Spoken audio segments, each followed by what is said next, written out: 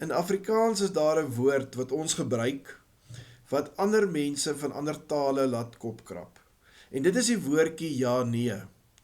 Nou dit maak vir ander mense nie sin nie, want as ek jou vra, wat dink jy daaroor, en jy sê ja, dan stem jy saam, as jy sê nee, stem jy nie saam nie, maar as jy sê ja, nee, wat bedoel jy nou eintlik? Wat sou dit beteken as iemand in Engels sê yes, no? Dis moeilik om te verduidelik, maar in Afrikaans gebruik ons dit, en dit is 'n reg Afrikaanse woord, en dit sou hoofsaaklik twee goed kon beteken. Dit sou kon beteken dat jy saamstem, of dit sou kon beteken dat jy twyfel. Met ander woorde, ja, nee.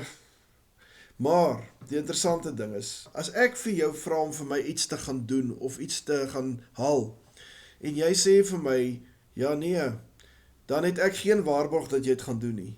Want jy kan dalk saamstem dat dit 'n goeie idee is om dit te doen, maar dis nie te sê dat jy sê jy gaan dit doen nie. So Sondag kyk ons na 'n bekende gelykenis in Matteus 21 vers 28 tot 32, waar 'n pa sy twee seuns vra om iets te gaan doen. Een sê ja, een sê nee, maar eintlik is daar een van die broers wat sê ja, nee.